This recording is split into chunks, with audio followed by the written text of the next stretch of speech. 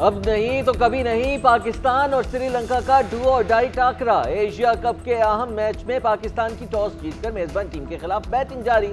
फखर Zaman 4 run बनाकर चलते बने। कप्तान बाबर आजम और अब्दुल्ला शफीक की पुरएतमाद बैटिंग क्रीज पर मौजूद। बारिश के बाइस मैच ताखीर से शुरू किया गया।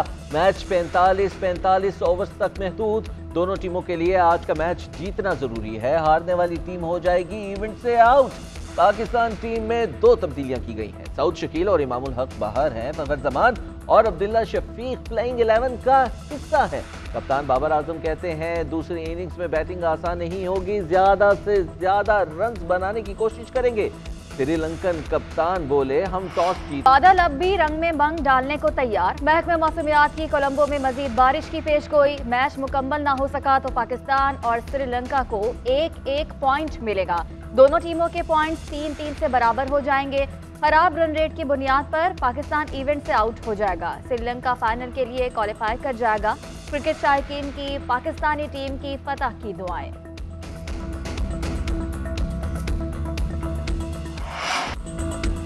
साइफर केस में चेयरमैन पीटीआई और शाह महमूद की दरखास्त जमानत मुस्तरद। स्पेशल सीक्रेट अदालत के जज अबू अल हसनात जुल्करनैन ने महफूज फैसला सुना दिया। जज अबू अल हसनात ने रिमार्क्स दिए कि वजारत खारजा से जो साइफर मिला वो कहाँ है। जब साबिक वजीर आजम ने काबीना के सामने साइफर रखा तो रोका क्यों नहीं। सलमान सफ्दर ने दलाइल दिए कि साइफर की जिम्मेदारी वजीर आजम की नहीं, उनके मातहतों की है। केस पूरी काबीना पर बनता है, फर्द वाहिद पर नहीं। शुएब शाहीन ने कहा कि वजीर आजम के पास हजारों फाइल्स आती हैं, दस्तावेजात संभालना उनका काम नहीं है। उधर तहरीक इंसाफ के वकील नईम हैदर पंचोता का फैसला चैलेंज करने का ऐलान। कहा जिन्होंने केस बनाया वो साबित करने में नाकाम हो गए। बगैर किसी वजह के जमानत खारिज की गई। इंसाफ का दोहरा मेयार किसी सूरत कबूल नहीं। साइफर केस में अभी तक समझ नहीं आया कि मुझ पर इल्जाम क्या है। साइफर कहाँ है, असल था या नकल? ये जवाब तो साबिक वज़ीर आज़म को ही मालूम है। असद उमर कहते हैं वादा मुआफ गवाह बनने का सवाल ही पैदा नहीं होता। साइफर केस में असद उमर की जमानत मंजूर। खुसूसी अदालत के जज अबुल हसनात जुल्करनैन ने फैसला सुना दिया। फैसले में कहा कि प्रोसिक्यूशन के मुताबिक असद उमर के खिलाफ ताहाल सबूत मौजूद नहीं। असद उमर ने शामिल तफ्तीश होने का कहा, लेकिन प्रोसिक्यूशन ने नहीं किया। FIA की तफ्तीश के मुताबिक असद उमर की गिरफ्तारी मतलूब नहीं। अदालत ने असद उमर को 50,000 रुपए के मचलके के एवज जमानत दे दी। चेयरमैन पीटीआई की 9 मुकदमात में गिरफ्तार न करने की दरखास्त। इस्लामाबाद हाई कोर्ट ने अबूरी रिलीफ की दरखास्त मुस्तरद कर दी। दरखास्तों पर फैसले तक चेयरमैन पीटीआई को उनमें से किसी मुकदमे में गिरफ्तार न किया जाए। वकील सलमान सफदर की सदा। चीफ जस्टिस आमिर फारूक ने रिमार्क्स दिए, ऐसी कोई रिवायत नहीं डालना चाहते, ये ऑर्डर नहीं करेंगे। अदालत ने सरकारी वकील की सदा मंजूर करते हुए समाअत आइंदा जुमेरात तक मुलतवी कर दी।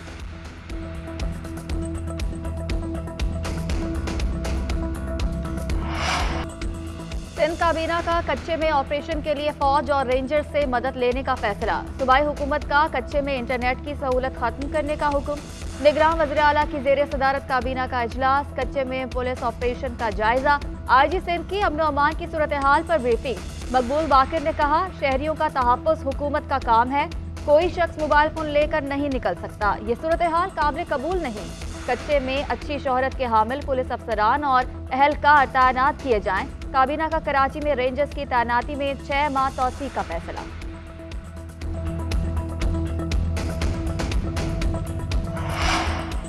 स्टेट बैंक का अगले 2 माह के लिए शरह सूद 22% बरकरार रखने का फैसला। नई मॉनिटरी पॉलिसी का ऐलान। एलामिया के मुताबिक महंगाई 38% से कम होकर 27.4% तक आ गई। महंगाई कमी के रास्ते पर गामजन रहेगी। उधर डॉलर के मुकाबले में रुपया मुस्तहकम। इंटरबैंक में डॉलर 68 पैसे सस्ता 298 रुपये 82 पैसे का हो गया। ओपन मार्केट में डॉलर का रेट 3 रुपये कम हुआ 298 रुपये में फरोख्त। 8 दिन में डॉलर का इंटरबैंक रेट 9 रुपये 70 पैसे तक कम हुआ। 2 हफ्ते में ओपन मार्केट में डॉलर 31 रुपये सस्ता हुआ। पीपल्स पार्टी की टॉप क़यादत के लाहौर में डेरे। साबिक सदर आसिफ अली जरदारी और बिलावल भुट्टो जरदारी की ज़ेर सदारत पार्टी की CEC का इजलास। साबिक वज़ीर आज़म यूसुफ रज़ा गिलानी, राजा परवेज अशरफ समेत दीगर रहनुमा शरीक। सदर के इलेक्शन कमीशन को खत के मामले पर गौर, आम इंतखाबात की तैयारियों का जायजा। उधर सेंट्रल एग्जीक्यूटिव कमेटी ने लतीफ कोसा को चौकस जारी कर दिया, 7 दिन में जवाब तलब कर लिया। नोटिस में लिखा कि लतीफ कोसा पेश की इजाजत के बगैर दूसरी सियासी जमात के सरबराह का अदालती दिफा कर रहे हैं। वकला की तकरीब में साइफर से मुताल्लिक रियासती पॉलिसी पर भी तनकीद की।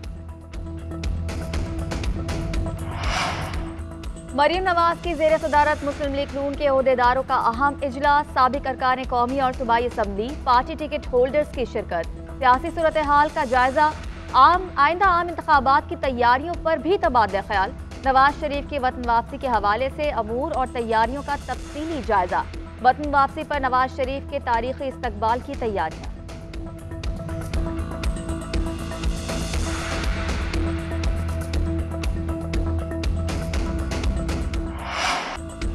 बिजली चोरों के खिलाफ ऑपरेशन 8वें रोज जारी। आइस्को ने तमाम सर्कल्स में 68 बिजली चोर पकड़ लिए। फेस्को रीजन में गुज़श्ता 24 घंटों के दौरान 136 बिजली चोरों के खिलाफ कार्रवाई, 6 करोड़ 95 लाख रुपए के जुर्माने आयद किए गए। मैप्को रीजन में 2102 बिजली चोरों को 14 करोड़ से ज्यादा के जुर्माने, 28 को गिरफ्तार किया जा चुका। नादहिंदा 6 सनतकारों के कनेक्शन मुनक़ता करके ट्रांसफार्मर उतार लिए गए। गैपको रीजन में 326 बिजली चोर पकड़े गए, 2 करोड़ से जायद के जुर्माने आयद। Secretary power division Rashid Langrial कहते हैं अब तक 1 अरब की रिकवरी की गई, 490 बिजली चोर गिरफ्तार हैं, 95 करोड़ की चोरी पकड़ी गई। मोदी सरकार का मकबूजा कश्मीर में एक और फॉल्स फ्लैग ऑपरेशन। अनंतनगर में मुबैना एनकाउंटर में भारतीय फौज का कर्नल, मेजर और एक डीएसपी हलाक। वाक़या माजी की तरह पर फॉल्स फ्लैग ऑपरेशन के तर्ज पर करने की इतला। साबिक गवर्नर सत्यपाल ने भी फॉल्स फ्लैग ऑपरेशन से मुतालिक इशारा दिया था। 2002 के गुजरात फसादात और फिर पुलवामा हमले को भी मोदी ने वोट लेने के लिए इस्तेमाल किया। हालिया वाक़या भी भारतीय आवाम को धोखा देने की नाकाम कोशिश, जाली एनकाउंटर से शुरू होकर अपने ही फौजियों की हलाकत पर अंजाम पजीर हुआ। लीबिया में समुद्री तूफान के बायस तबाहकारियां, साहिल और शहर की सड़कों पर लाशों के ढेर लग गए। अमवात की तादाद 6000 तक जा पहुंची। हुक्काम का अमवात की तादाद 20,000 तक पहुंचने का खदशा, 10,000 से ज्यादा अफराद ताहाल लापता। शुमाल मशरकी साहली इलाकों में कर्फ्यू नाफिज, तदरीसी सरगर्मियां मुअत्तल कर दी गई। लीबिया की हुकूमत ने अक़वाम आलम और आलमी तंजीमों से इमदाद की अपील कर दी।